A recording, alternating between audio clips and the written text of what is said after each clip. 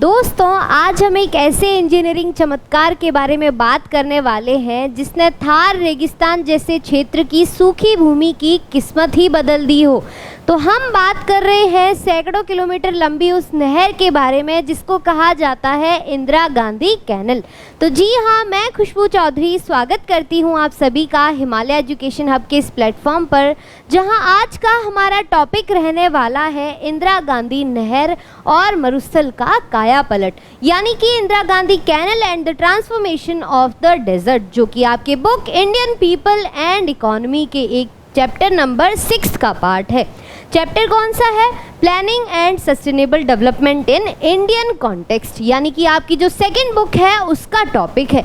अब याद रखना है कि ये जो टॉपिक है ये एक केस स्टडी है। जैसा कि हमने पिछले लेक्चर में बात की थी कि केस स्टडीज़ आपके लिए बहुत ज़्यादा इम्पॉर्टेंट होने वाली है, चाहे हम बोर्ड्स की बात करें या फिर CUET की बात करें। तो ध्यान लगाकर पढ़ना, अपनी बुक और नोटबुक फटाफट से लेकर बैठिए और नोट करना शुरू कीजिए। सबसे पहले हम इंट्रोडक्शन की बात करेंगे, पृष्ठभूमि की बात करेंगे कि जो इंदिरा गांधी कैनल है उसे पहले किस नाम से जाना जाता था। तो इसे पहले राजस्थान नहर के नाम से जाना जाता था और ये भारत की सबसे बड़ी नहर प्रणालियों में से एक है, याद रखिएगा। अब अगर हम बात करें कि इस कैनल का निर्माण कब शुरू हुआ, तो जो चिंतन था या थिंकिंग थी वो तो स्वतंत्रता के बाद, आज़ादी के बाद सीधा स्टार्ट हो गई थी। तो जो परिकल्पना थी इसकी वो 1948 में कंवर सेन द्वारा की गई थी। फिर अगर हम बात करें निर्माण कब शुरू हुआ, तो इस परियोजना का जो कार्य है वो 31 मार्च 1958 को शुरू हुआ, यानी कि 31 मार्च 1958 के अंदर ये कार्य शुरू हो गया। अब अगर बात करें कि इस कैनल का पानी कहाँ से लाया जा रहा था, तो मानचित्र पर देखिए, ये है इंदिरा गांधी नहर कमांड क्षेत्र। तो यहाँ पर हम क्या देख रहे हैं कि ये सतलुज नदी और यहाँ से व्यास नदी आ रही है, दोनों इस पॉइंट पर मिल रही है जहाँ पर है हरिके बैराज या हरिके बांध। यहाँ से ये नहर शुरू होती है और ये जाती है राजस्थान के थार रेगिस्तान तक। क्या मतलब हुआ कि हिमालय से सीधा पानी कहाँ पहुँच रहा है? हज़ारों किलोमीटर दूर उन टीलों तक पहुँच रहा है जो कि राजस्थान के थार रेगिस्तान के अंदर स्थित है। तो ये कैनल शुरू होती है यहाँ तक और राजस्थान में कहाँ तक जाती है? जैसलमेर और बाड़मेर जैसे क्षेत्र तक जाती है, जो कि पाकिस्तान की सीमा के समानांतर ये लाइन चलती है। तो ये तो हो गई इंदिरा गांधी कैनल कहाँ से निकलती है। तो ये पंजाब में हरिके बांध या हरिके बैराज से निकलती है और थार मरुस्थल में पाकिस्तान सीमा के समानांतर बहती है, यानी कि जो पाकिस्तान की सीमा पे लगे हुए जितने भी ज़िले हैं उनसे ये होकर गुजरती है। फिर इसकी कुल नियोजित लंबाई की बात करें तो वो है 9060 किलोमीटर्स। अब यहाँ पर ध्यान दीजिएगा कि कुल नियोजित लंबाई, यानी कि जो मेन स्ट्रीम है और उसके साथ में जो बाकी की छोटी छोटी सहायक स्ट्रीम्स हो गई, उन सब की लंबाई को मिलाकर इसकी लंबाई कितनी है? 9060 किलोमीटर्स, यानी कि पूरा जो इंदिरा गांधी कैनल सिस्टम है, याद रखिएगा, पूरे इंदिरा गांधी कैनल सिस्टम की लंबाई है 9060 किलोमीटर्स। लेकिन अगर हम बात करें मेन लाइन की, तो मेन लाइन की लंबाई कितनी है? मेन लाइन की लंबाई है 649 किलोमीटर्स, यानी कि 649 किलोमीटर।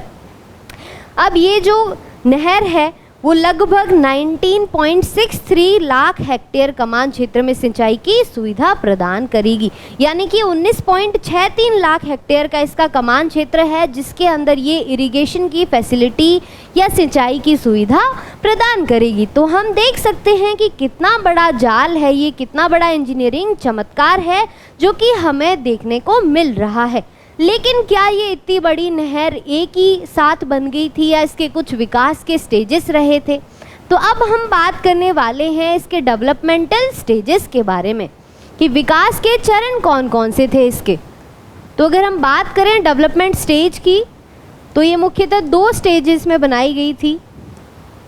चरण फर्स्ट यानी कि स्टेज फर्स्ट को अगर हम देखें तो इसका कमान क्षेत्र है गंगानगर, हनुमानगढ़ और बीकानेर के उत्तरी भाग, जिसमें कि 5.53 लाख हेक्टेयर किलोमीटर इसका जो है हेक्टेयर इसका कमान क्षेत्र है या फिर सिंचाई क्षेत्र है।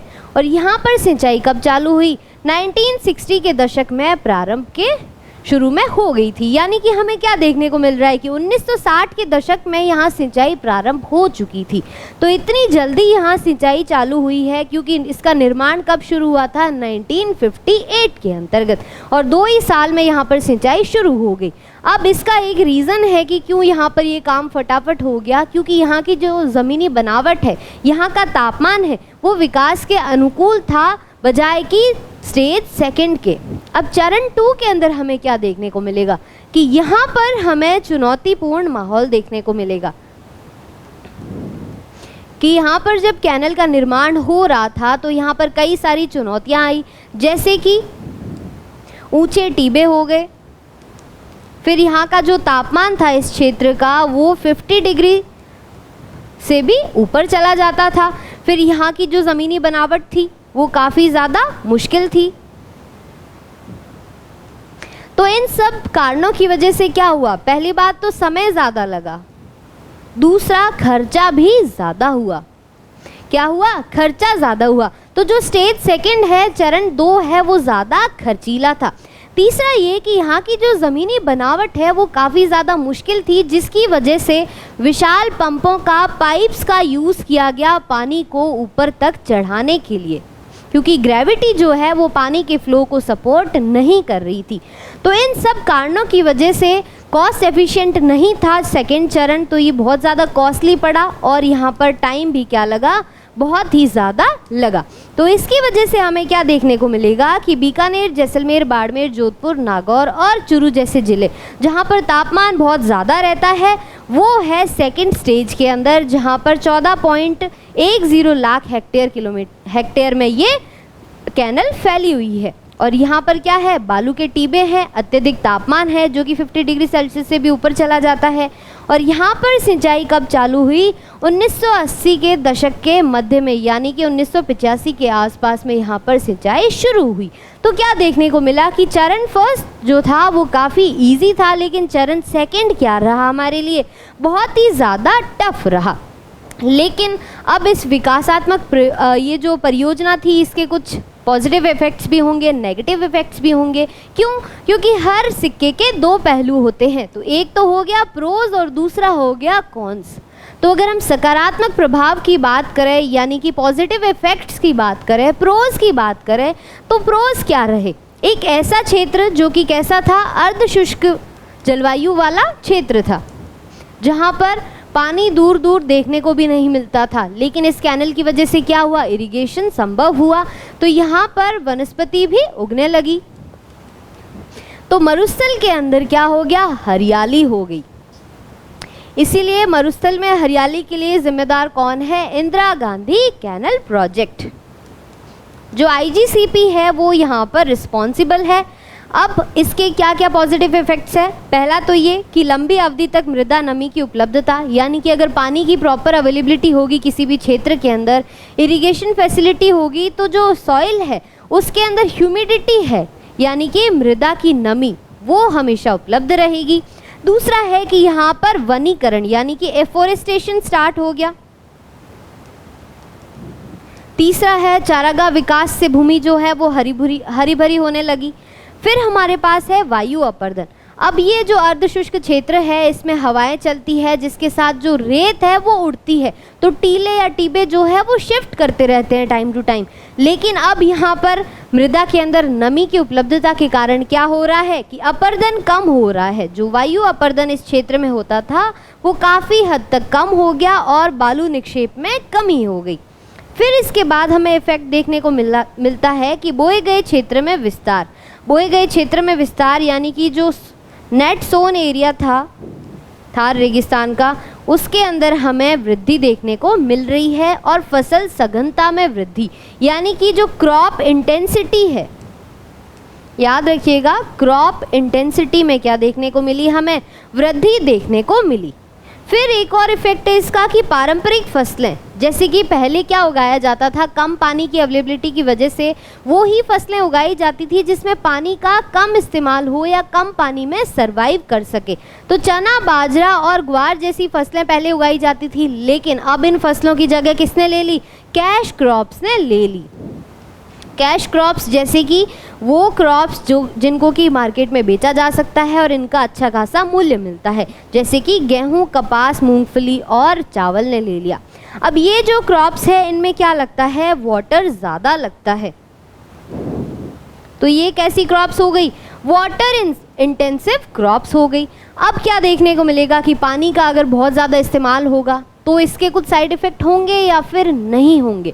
तो अब हम बात करने वाले हैं कॉन्स की, यानी कि negative effects of Indira Gandhi canal या फिर जो इरिगेशन फैसिलिटी उसके द्वारा प्रोवाइड कराई गई उसके क्या क्या नकारात्मक प्रभाव थे।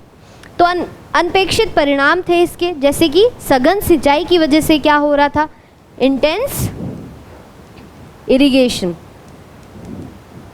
इसकी वजह से और जल के अत्यधिक प्रयोग से क्या हो रहा था, दोहरी पर्यावरणीय समस्या उत्पन्न हुई, यानी कि इन्वायरमेंटल प्रॉब्लम्स। अब ये इन्वायरमेंटल प्रॉब्लम्स क्या थी, तो हमें देखने को मिलेगा फर्स्ट है जल भराव यानी कि वाटर लॉगिंग, सेकंड हमारे पास है मृदा लवणता यानी कि सॉइल सैलिनिटी, कि जो मृदा के अंदर सैलिनिटी थी, नमक की मात्रा थी, लवणता थी, वो इंक्रीज हो रही थी, किसकी वजह से, जल के अत्यधिक प्रयोग से और सघन सिंचाई यानी कि इंटेंस इरिगेशन की वजह से।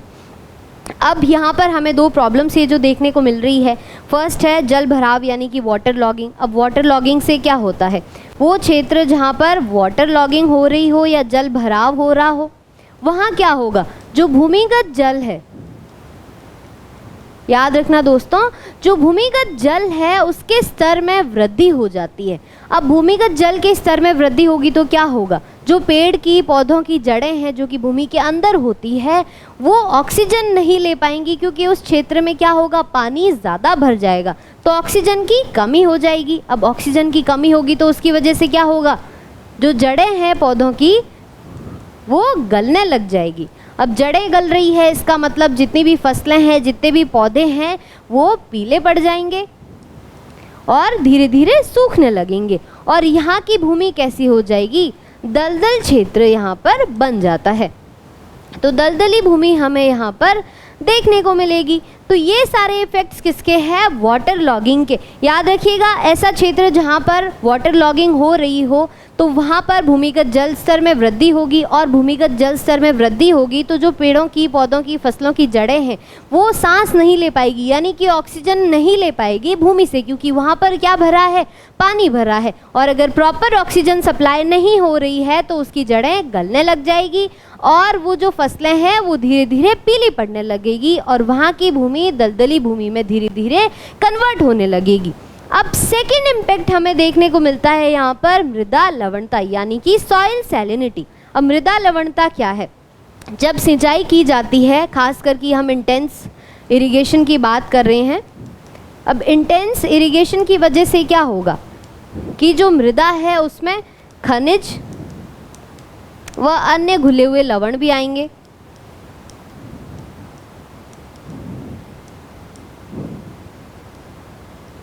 अब ये जो खनिज और अन्य घुले हुए लवण हैं इनकी वजह से क्या होगा कि जब ये जो पानी है वो भाप बन के उड़ेगा तो पीछे क्या बचेगा, पीछे यही खनिज और नमक बच जाएंगे और वो मिट्टी के ऊपर एक परत का निर्माण कर देंगे। तो मृदा के ऊपर ये जो परत बन रही है नमक की और खनिज की, वो उस मृदा को कैसा बना देती है, वो उस मृदा को बंजर बना देती है, और वो क्षेत्र जो कि बंजर होता है वहाँ पर वनस्पति नहीं उगती है, वहाँ पर खेती करना भी संभव नहीं होता है। तो ये जो परत चढ़ रही है सफ़ेद कलर की नमक और खनिज की, वो बाधा बन जाती है कृषि करने में, एफोरेस्टेशन में और वनस्पतिकरण करने में। तो ये दो साइड इफ़ेक्ट्स हमें देखने को मिलते हैं बहुत ज़्यादा सिंचाई करने के। तो ये जो समस्याएं हैं इन्होंने लंबी अवधि तक कृषि में सतत पोषणीयता पर एक प्रश्न चिन्ह लगा दिया। अब यहाँ पर क्या देखने को मिला कि विकास करना यानी कि कोई भी ढांचा बनाना तो इजी है, लेकिन अब ये जो प्रॉब्लम्स आ रही है इनका निपटारा कैसे होगा। तो यहाँ पर हमें देखने को मिलते हैं वो 7 उपाय जो कि इन प्रॉब्लम्स को कम करने के लिए लगाए गए या फिर लागू किए गए। अब ये 7 उपाय कौन से हैं, क्या ये सभी उपाय जो है वो प्रभावशील थे या फिर नहीं थे। तो सतत पोषणीय विकास का जो लक्ष्य था वो प्राप्त करने के लिए पारिस्थितिकीय संतुलन यानी कि इकोलॉजिकल बैलेंस, पुनः स्थापित करने पर बल देना था। अब इस इकोलॉजिकल बैलेंस को पुनः प्राप्त करने के लिए ये जो 7 उपाय हैं वो कौन कौन से हैं? फर्स्ट तो हो गया जल प्रबंधन नीति का कठोरता से कार्यान्वयन करना, कि जो जल प्रबंधन नीति थी उसमें जो जो रूल्स एंड रेगुलेशंस थे उनकी पालना करना। सेकंड हमारे पास है जल सघन फसलों को न बोना, यानी कि जो वाटर इंटेंसिव क्रॉप्स थी, याद रखिएगा जो वाटर इंटेंसिव क्रॉप्स थी उनको नहीं बोना है। रीज़न क्योंकि जितनी ज़्यादा सिंचाई होगी, जितनी ज़्यादा इंटेंस इरिगेशन यहाँ पर होगी, उस क्षेत्र के अंदर वाटर लॉगिंग और सॉइल सैलिनिटी बढ़ती ही जाएगी। तो ऐसी फसलों को हमें नहीं उगाना है, क्योंकि हमें क्या करना है, हमारे इकोलॉजी के साथ में बैलेंस भी क्रिएट करना है। तो हमें किन चीज़ों की खेती करनी है? खट्टे फलों की खेती, जैसे कि नींबू हो गया, संतरा हो गया। रीज़न क्या है इसका? क्योंकि ये फसलें जो है ये पानी कम लेती है। तो ये जो खट्टे फलों की खेती है उनको बढ़ावा देना, क्योंकि ये कम इरिगेशन मांगेगी, और अगर इरिगेशन कम होगा तो जो वाटर लॉगिंग की प्रॉब्लम है वो ऑटोमेटिकली धीरे धीरे कम होने लगेगी, साथ ही सॉइल सैलिनिटी भी धीरे धीरे कम होने लगेगी। थर्ड हमारे पास है कमान क्षेत्र विकास कार्यक्रम, जिसके अंतर्गत जितने भी नाले हैं उनको पक्का करना और वारबंदी पद्धति को प्रभावी ढंग से लागू करना। अब ये वारबंदी पद्धति क्या है? अब कोई किसान है जो नहर चल रही है, मान लीजिए ये नहर का रास्ता है, अब यहाँ पर जिस किसान का खेत है उसको पहले पानी मिल रहा है, फिर इसको, तो अब इस वारबंदी पद्धति के अंदर क्या करना है कि सभी किसानों को बराबर रूप से पानी प्राप्त होना चाहिए, चाहे वो स्टार्टिंग में हो या फिर एंड तक हो। तो इसी को ही कहते हैं हम वारबंदी पद्धति। फोर्थ हमारे पास है जलाक्रांत एवं लवण प्रभावित भूमि का पुनरुद्धार, यानी कि वो क्षेत्र या फिर वो भूमि जहाँ पर water logging and soil salinity की प्रॉब्लम्स आ रही थी, वहाँ पर क्या करना है कि उस भूमि का पुनरुद्धार करना है।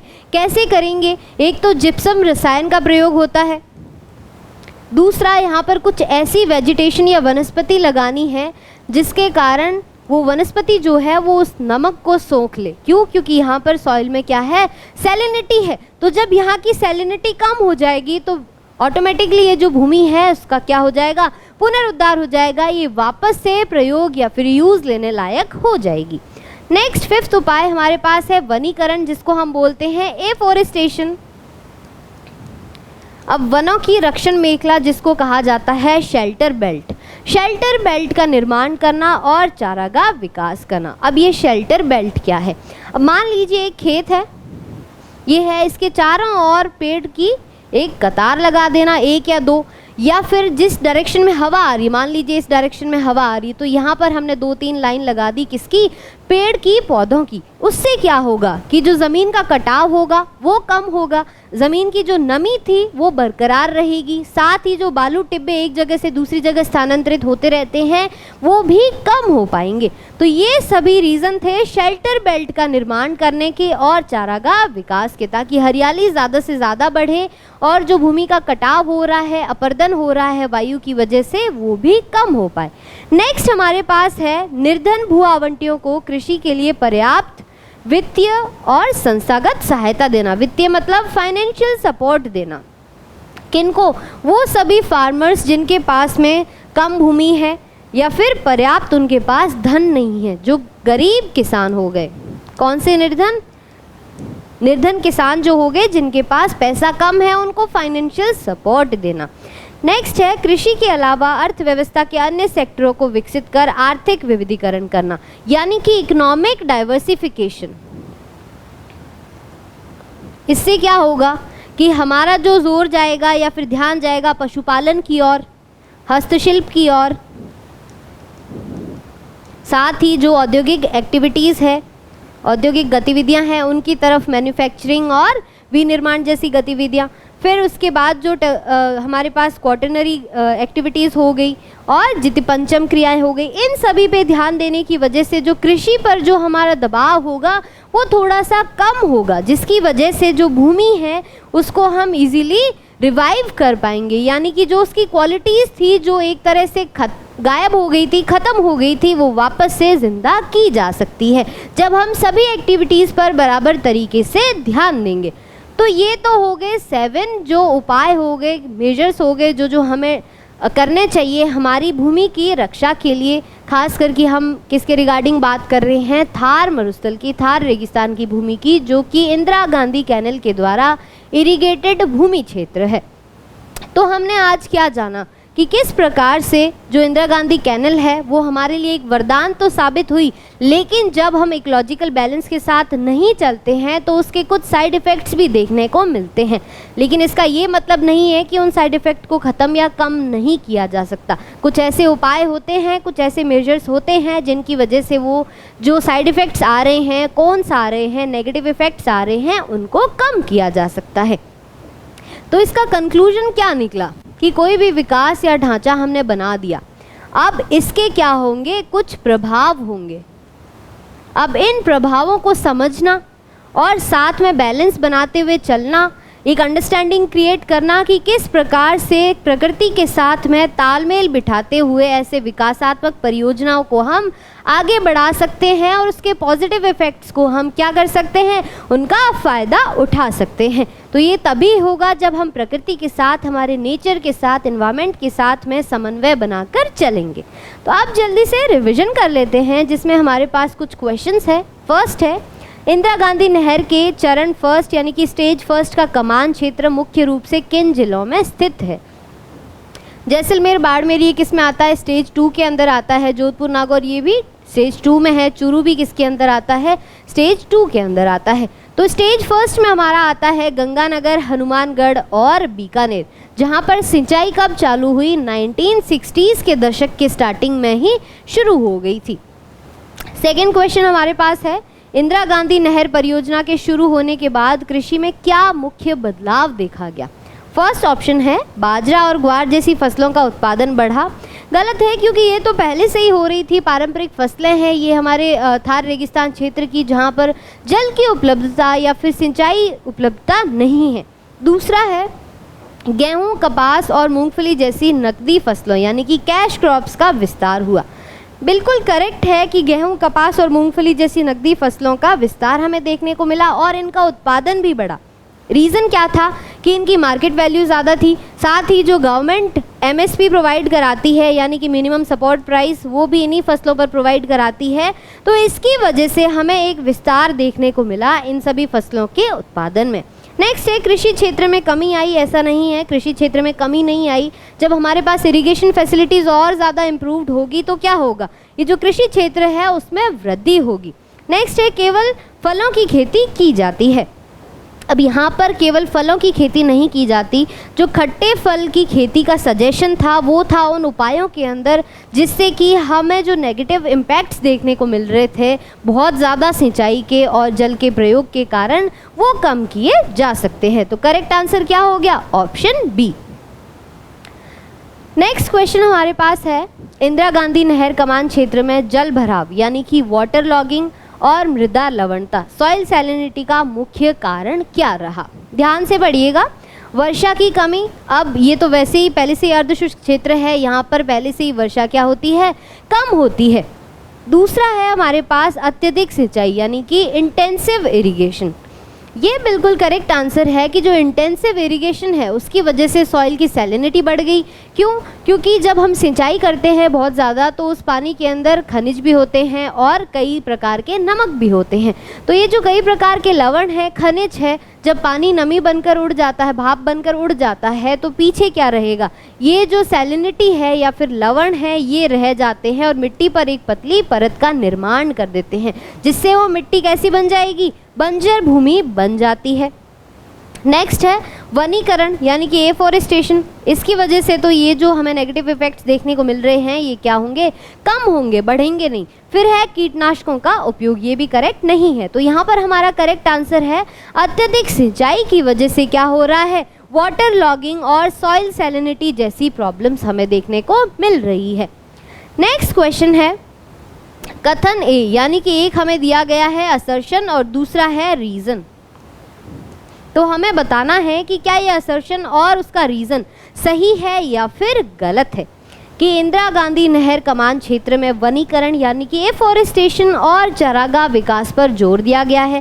बिल्कुल सही स्टेटमेंट है। सेकंड स्टेटमेंट यानी कि रीज़न हमारे पास क्या है कि यह नहर के सिल्टिंग यानी कि जो गाद का जमाव होता है नहर के अंदर उसको कम करने और मरुस्थलीकरण यानी कि डेजर्टिफिकेशन, याद रखिएगा डेजर्टिफिकेशन को रोकने के लिए आवश्यक है। बिल्कुल सही बात है यहाँ पर कि जो इंदिरा गांधी नहर कमान क्षेत्र है उसमें वनीकरण और चरागाह विकास पर जोर दिया गया था, जिसका रीज़न क्या था कि जो नहर में सिल्टिंग यानी कि गाद का जमाव हो रहा है उसको कम किया जा सके और मरुस्थलीकरण यानी कि डेजर्टिफिकेशन को रोका जा सके, कम किया जा सके। तो यहाँ पर क्या देखने को मिल रहा है कि स्टेटमेंट 1 भी करेक्ट है, 2 भी करेक्ट है एंड जो आर है यानी कि स्टेटमेंट 2 है वो ए का सही रीज़न है। तो हमें क्या देखने को मिल रहा है कि ए और आर दोनों सही है और आर ए की सही व्याख्या करता है। तो option A is correct answer. अब हमारे पास एक और क्वेश्चन है, फिर हमारे पास 2 लॉन्ग आंसर क्वेश्चन है जिसके आपको आंसर खुद प्रैक्टिस करने हैं। तो क्वेश्चन है सतत पोषणीय विकास यानी कि सस्टेनेबल डेवलपमेंट को बढ़ावा देने के लिए कमान क्षेत्र में कौन सा उपाय सबसे कम प्रभावी होगा।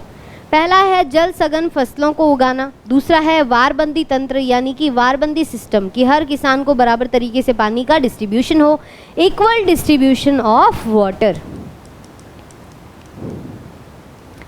तो इसकी वजह से क्या होगा कि जो सस्टेनेबल डेवलपमेंट है उसको बढ़ावा दिया जाएगा।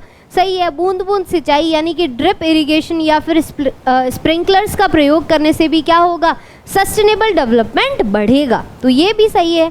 फिर है जल भराव वाले क्षेत्रों में सुधार, बिल्कुल सही बात है कि जहाँ पर वाटर लॉगिंग हो रही है वहाँ पर रिक्लेमेशन करना ये भी सस्टेनेबल डेवलपमेंट को ही बढ़ाएगा। तो कौन सा ऐसा स्टेटमेंट है जो कि सस्टेनेबल डेवलपमेंट को बढ़ावा देने की बजाय बहुत कम प्रभावी है या फिर बढ़ावा नहीं देता है। तो वाटर इंटेंसिव क्रॉप्स यानी कि जल सघन फसलें कौन सी, जैसे कि गेहूँ हो गया, मूंगफली हो गई, कपास हो गया, चावल हो गया, जिनमें बहुत ज़्यादा पानी की ज़रूरत होती है, सिंचाई की ज़रूरत होती है। तो इन क्रॉप्स को नहीं उगाना है हमें, रेदर देन इनके हमें क्या उगाना है, खट्टे फलों की खेती करनी है जैसे कि नींबू और संतरा। तो इस क्वेश्चन का करेक्ट आंसर क्या होगा, ऑप्शन ए, कि ये जो ऑप्शन ए है वो सस्टेनेबल डेवलपमेंट को बढ़ाता नहीं है। अब हमारे पास 2 क्वेश्चंस है कि इंदिरा गांधी नहर कमान क्षेत्र में सतत पोषणीय विकास को बढ़ावा देने के लिए पारिस्थितिकीय स्थिरता को प्राप्त करना आवश्यक है। इस कथन का मूल्यांकन कीजिए कि क्यों हमें इकोलॉजिकल बैलेंस की ज़रूरत है सतत पोषणीय विकास को बढ़ावा देने के लिए, सस्टेनेबल डेवलपमेंट को इंक्रीज़ करने के लिए।